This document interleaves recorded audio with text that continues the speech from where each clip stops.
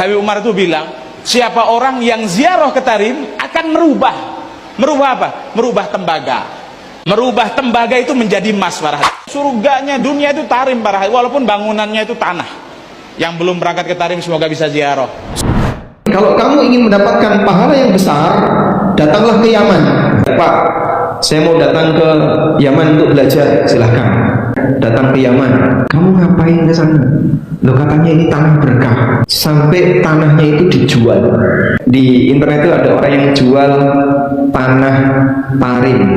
Dipakai apa, Pak? Oh, itu untuk campuran mandi, untuk campuran kalau ada orang yang sedang sakit, di ruqyah pakai itu. Subhanallah. Pertanyaannya satu, dalilnya mana?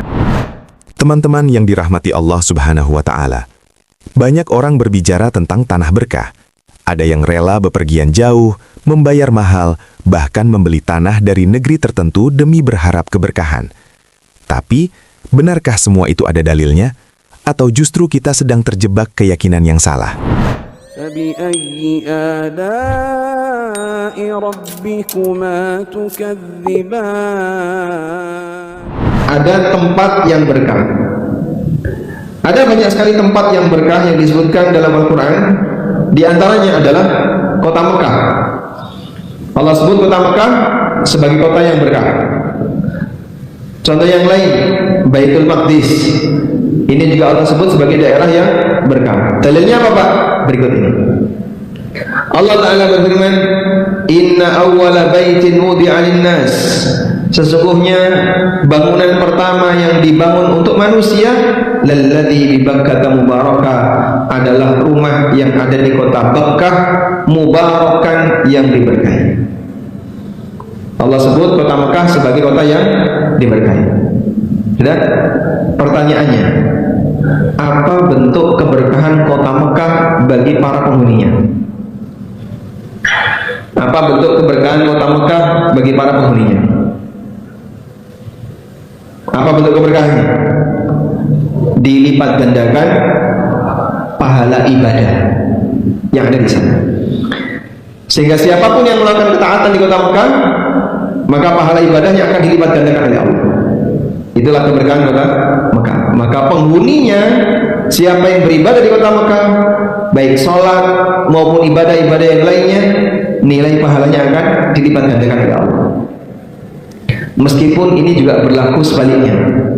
Ketika orang berbuat maksiat, dosanya juga makin besar saat dilakukan di Mekah. Makanya perlu dihati-hati dan diwaspadai, ya. Jamaah selalu kami ingatkan, awas, hati-hati, kita berada di tanah suci. Dosa di sini nilai hukumannya lebih berat dibandingkan ketika orang bermaksiat di luar kota Mekah. Maka waspada, jangan sampai kita berbuat maksiat. Sehingga jaga baik-baik.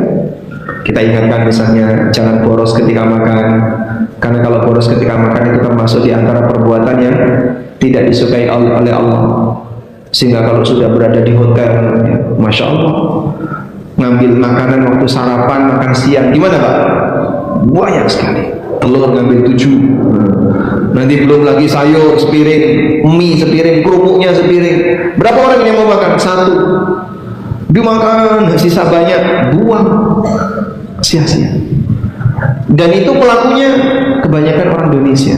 Mereka tidak nakar ketika makan, akhirnya makan dalam jumlah besar, ngambilnya jumlah besar, tapi tidak dihabiskan.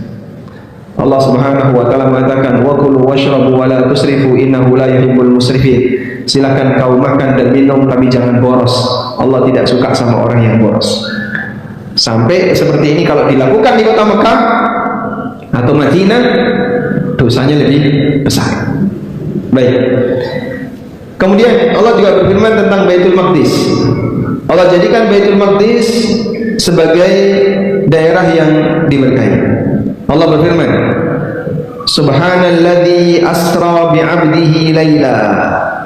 Masjid yang memberangkatkan hambanya di waktu malam, minal masjidil haram ilal masjidil aqsa, dari masjidil haram ke masjidil aqsa, alladzi barakna haulah, yang kami berkahi daerah sekitarnya.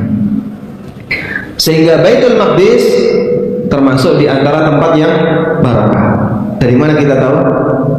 Dari mana kita tahu? Dari keterangan Allah Subhanahu wa taala.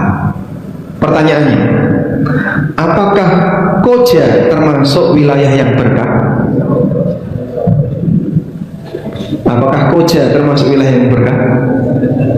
Nah, insya Allah. Tahunya dari mana? Kalau Anda beribadah di Koja, berapa nilainya? Sama sebagaimana di dataran bumi yang lain. Sehingga orang melakukan ketaatan di tempat yang tidak ada nas bahwasanya itu adalah istimewa, maka statusnya sama seperti yang lain. Oleh karena itulah Nabi SAW hanya mengizinkan kalau mau ngejar tempat untuk beribadah. Kalau mau ngejar tempat untuk beribadah, beliau hanya mengizinkan di 3 tempat. Beribadah karena tempat, ya. Jadi saya tulis di sini. Beribadah karena tempat, beribadah karena tempat. Jadi ada beribadah karena kegiatan, beribadah karena tempat. Sudah? Beribadah karena tempat, orang boleh melakukan safar untuk mendatanginya hanya di 3 masjid. Hanya di 3 masjid. Masjid apa saja itu? Masjidil Haram. Lalu yang kedua Masjid Nabawi. Yang kedua Masjid Nabawi.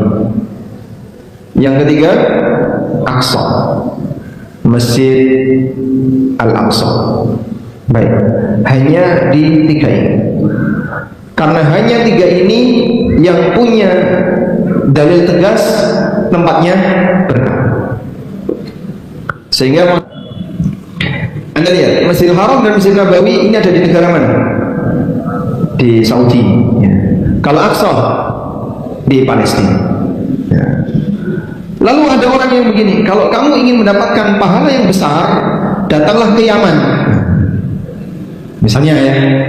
Atau datanglah ke Iran, atau datanglah ke Irak, atau datanglah ke mana? India. Karena ada banyak pilihan negara. Kalau kamu ingin mendapatkan keberkahan ketika beribadah, datanglah ke Yaman, ke Iran, ke Irak, ke India. Pertanyaannya satu, dalilnya mana? Begitu, ya? Kalau nggak ada, ya sama saja berarti dengan tanah yang lain. Ngapain jauh-jauh ke sana? Di Indonesia juga bisa. Kalau kamu ingin mendapatkan keberkahan, datanglah ke Jogja. Berlaku nggak? Nggak berlaku. Sama seperti yang lain. Kalau Anda beribadah dengan tempat, maka Islam hanya membatasi di 3 masjid. Tapi kalau Anda beribadah dengan kegiatan, bebas, mau kemanapun silahkan. Sehingga, Pak, saya mau datang ke Yaman untuk belajar, silahkan. Ibadahnya itu ibadah belajar. Ini berarti ibadah dengan apa? Kegiatan. Saya mau datang ke Jogja untuk mondok, silahkan. Saya mau datang ke Bogor untuk belajar, silahkan. Orang bisa melakukan safar untuk beribadah dengan kegiatan di daerah manapun. Tapi kalau dia safar untuk beribadah dengan tempat, karena diyakini tempat itu barokah, hanya 3 ini. Jangan ditambahkan yang lain, tidak ada yang keempat. Dan sekarang kan banyak orang yang kadang memberi keterangan tentang kota-kota tertentu yang itu sama sekali tidak ada buktinya. Sehingga misalnya datang ke Yaman atau datang lagi ke mana?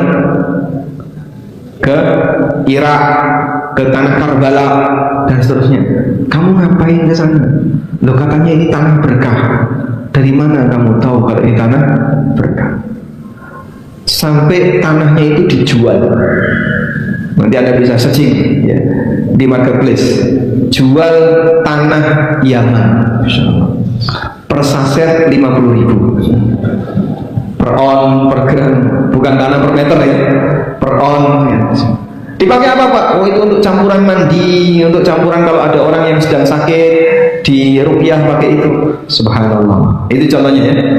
Padahal yang secara tegas dinyatakan dalam syariat tanah yang berkah hanya 3 masjid. Ya, mungkin nanti bisa dicek di internet itu ada orang yang jual tanah tarim. Ini ada ya. Saya pernah lihat, Masya Allah, tanah tarim dijual. Sampai sekarang saya belum nemu orang jual tanah Madinah, tidak ada. Atau tanah Baki, tidak ada. Karena kita tidak diajarkan kayak gitu. Jual tanah koja, Masya Allah. Per on berapa? Per on berapa? Gratis ya, ambilin sendiri. Tapi kalau per meter mahal. Itulah keberkahan koja, tanahnya mahal. Baik, bisa dipahami insya Allah. Sehingga tempat yang di situ menjadi tempat barokah. Orang kalau mau beribadah dengan tempat itu silahkan datang ke sana dengan safar. Oleh Nabi SAW dibatasi pada 3 masjid. Beliau mengatakan, la tushaddur rihal illa ila 3 masajid.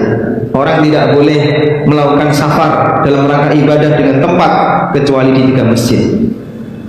Masjid Hadza wa Masjidil Haram wa Masjidil Aqsa. Masjidku ini, Masjidil Haram dan Masjid Al-Aqsa. Nah, orang itu punya keyakinan.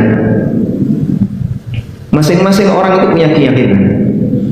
Keyakinan ini yang menentukan tempat suci dan istimewa.